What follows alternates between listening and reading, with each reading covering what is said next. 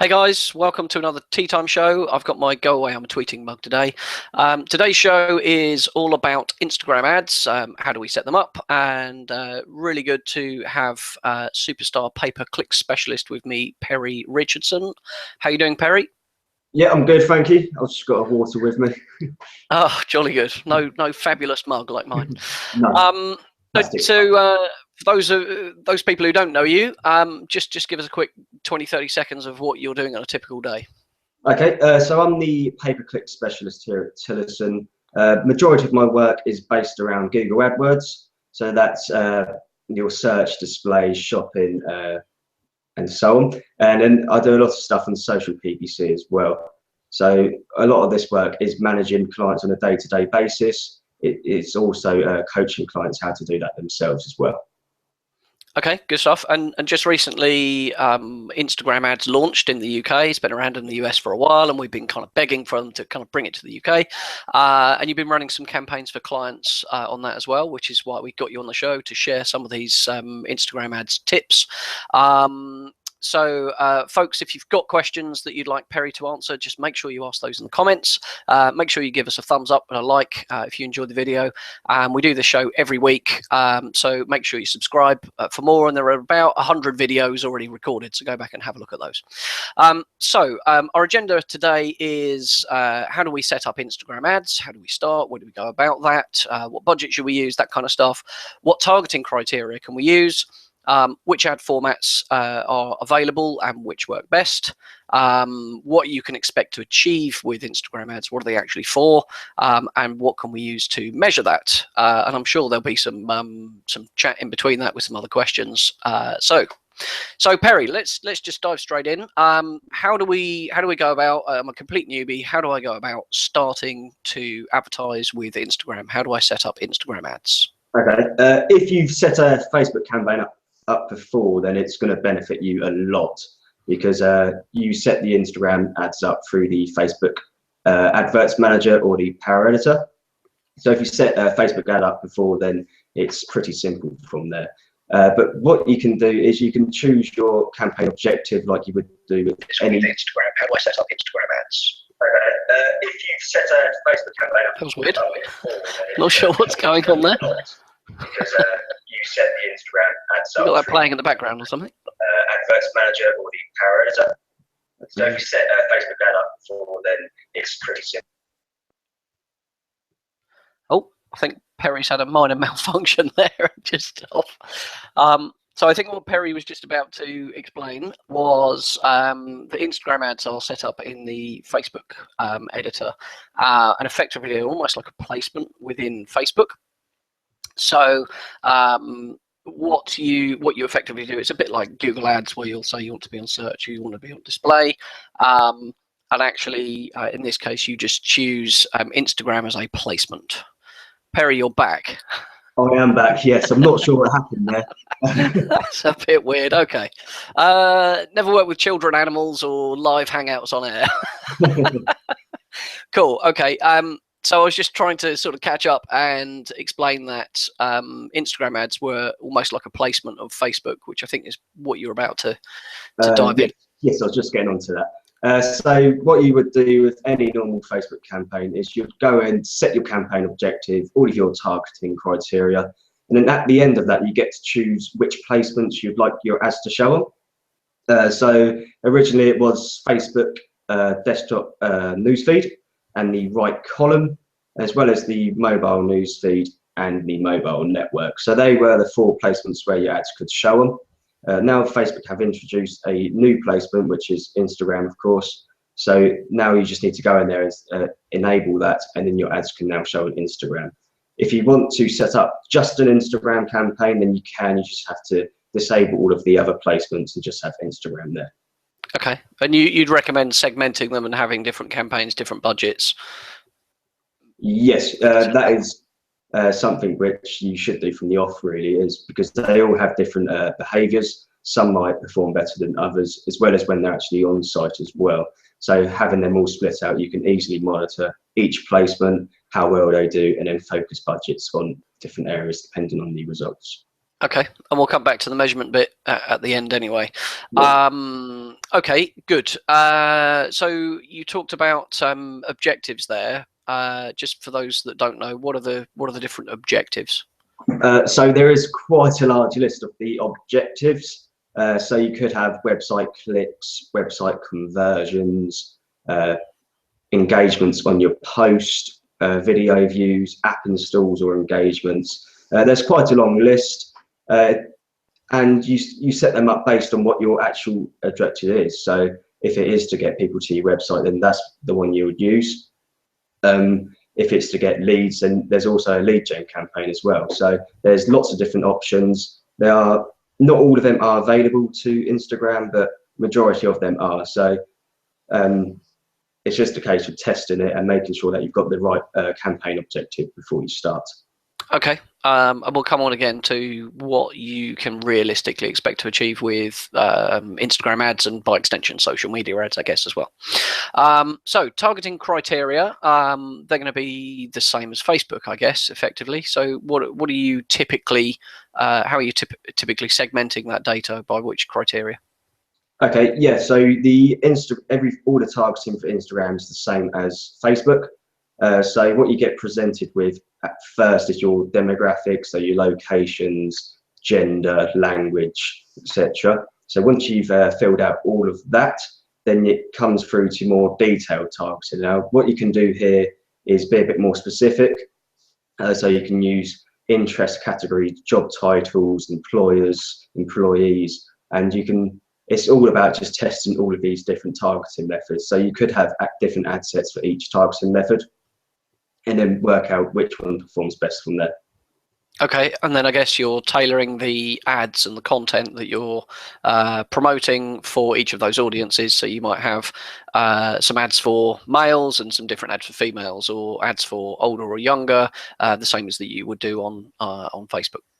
Yes, so what you would do, you would split them out into different ad sets because each ad set has their own associated ads. So obviously you want to have, if you wanted to do a male ad set, then you want male ads showing for them, and same with female as well, or any other targeting that you've got.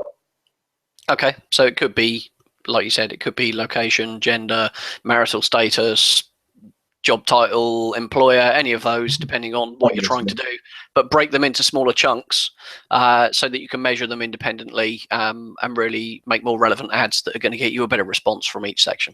Yeah, definitely. And it makes things a lot easier to manage. You can go through and see the difference between different campaigns and ad sets and push more budget to the ones which get you a better return. Okay, and we'll come on to exactly how to measure that shortly. So the next up is ad formats. Obviously, Facebook's kind of got loads and loads of these, and Instagram, I think there's seems to be an increasing number from what I'm seeing of the different ad formats. So which ones are available, which ones have you used, and which ones have you found work best? Okay, so there are videos on Instagram. I haven't used this yet, so this is something which we are going to be looking to test. The two that I have tested are the standard image ad and the carousel ad. So the standard image ad is the one with just one image there. And the carousel ad one is the one with multiple images. So you can have different images in one ad. Okay, how many images? You can have up to 5 images of specific things that you can show, as well as one profile picture at the end of them as well. Okay. And which have you found has kind of got the best results? I guess it differs from campaign to campaign, but what generally works better? Yeah, so like you said, it all depends on what you're trying to promote. So if it's just a singular thing, then obviously a single image will do. But if you've got lots of products, then a carousel ad is best. Generally speaking, I have seen better results with the carousel ad though. Okay, just a bit more interactive or what have you. Yeah. Do they work? So if I've got an e-commerce store, I can have 4 products, for example, on a carousel, and if someone taps or clicks on each of those images, it will go through to the product in question. Am I understanding that right? Yes, so you can have a different ad in the ad for each individual image product. Sorry, so you can have ads in ads. Okay, this is getting complicated. so you can have okay. specific image and ad for each product that you've got, as well as a headline and description. So you can have a headline for each individual product as well as the description, which might be the price if it's an e-commerce store. Okay. Oh, that sounds good. Okay. And what can we expect to achieve with Instagram? Because I always say with social media, I mean, you are interrupting people. If we look at search, then obviously someone's saying, I want X product. Oh, I have X product. Come to my website and buy it. You know, whereas with Instagram or Facebook or Twitter or whatever, you can target the audience who might be interested in that, but they're not searching right now. So what should people be expecting to achieve with Instagram ads, first of all? Okay, so like you said, people aren't directly searching for anything when they're on Instagram. So the click-through rate isn't as high as what it would be on Google, for example. But you can expect for the on-site behavior to be slightly different as well. Majority of people, because it's mainly used for branding in a way, a lot of people aren't going to go straight off from Instagram and buy a product there and then. So we do find that a lot of users go through to their site when they're commuting to and from work, and they might have a quick browse on there, but then when they get home and go onto their desktop, then they might then go back to that website and then convert. Okay, so I did a show, I think it was last week actually, on kind of Facebook ads, and this would work exactly the same way. So would you see the same as we have with Facebook, where obviously we're creating, in the marketing steps, we're creating awareness, we're creating interest, perhaps we're creating some desire there, but we're not necessarily creating a sale right there and then. But what it does do is create search volume through Google, maybe, which is then picked up through organic or through an AdWords or a shopping ad, and it increases the search volume, which increases the sale through our search. Is that what typically happens with Instagram? Yeah, it's the same with Facebook, really. It will increase traffic for direct and organic. So obviously it's creating that awareness for your brand. People might, like I said, people might not go and buy something straight away. So maybe in a week's time, they might then search for your website directly into Google and go to your website that way.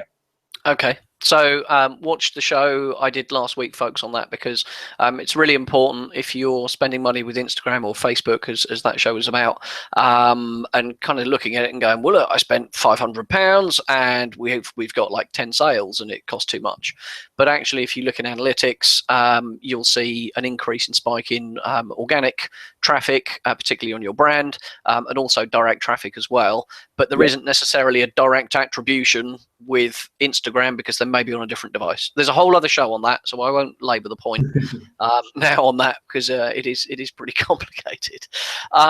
So how do we how does someone measure that impact then? What metrics should we be measuring from the Instagram campaign, and which tools do we use to kind of measure that, Perry? Okay, so the actual metric that you want to be measuring is entirely up to you, really, because it depends on your overall goal for the campaign. So if it is website clicks, obviously you want to be looking at how many clicks you've got, the cost per click, the click-through rate. So it all depends on what you're trying to achieve. But you can see all of this within Facebook. So you can see all of this data within there. If you are doing a website clicks campaign, you can also see how many likes on your page or likes on your ad, comments on your ad in there as well. Obviously, they are free because you're only paying for a click to your website. So that's one way of monitoring your campaign. The other is to tag all the URLs within the campaign. This allows you to see all of the data within Google Analytics, like Mark's been saying, so we can then go through and check out the on-site behavior, whether someone's clicked on a Facebook, an Instagram ad, sorry, and then gone through and converted at the website a week later. Okay, and you'd see that in a multi-channel funnel as well, if they're on the same device mainly. So again, you know, I don't know what the percentage is. Do you know? Do you have any data on the percentage of interactions on mobile devices versus desktop? Do you get that data with Instagram? I don't have a solid percentage, no, but to be honest, mainly it's all on mobile. Okay. I know we've looked at some Facebook data before for Facebook ad campaigns, and that was something like 80% of the stuff, you know, the interactions were on mobile, and 80% of those were on iPhones. interestingly. So whether that was just the particular campaign and the targeting we were using for that or not, I'm not sure, but you know, very high proportion of people will be on mobile, and the secondary kind of interaction through search could be on a different device, so you won't get that kind of they went here then they went there and the two are connected. There's a complete disconnect between that. Yeah, so it's always just about monitoring it properly and just making sure that your Instagram stuff on mobile is is friendly on mobile as well. So definitely your website, when they do land on your website, we know that a lot of these users are going to be on mobile. So it's just about making sure that your website is mobile friendly, making it easier for them to navigate, and that could help you pick up a few more extra direct sales from that traffic. So they might not have to go on their desktop to convert. Okay, so let's just summarize that then. So set up your Instagram ads using the Facebook ads editor in the same way and pick that as a placement. You can use the same targeting criteria that you can with Facebook, so gender, location, age, interest, marital status, kids, job, all that kind of stuff.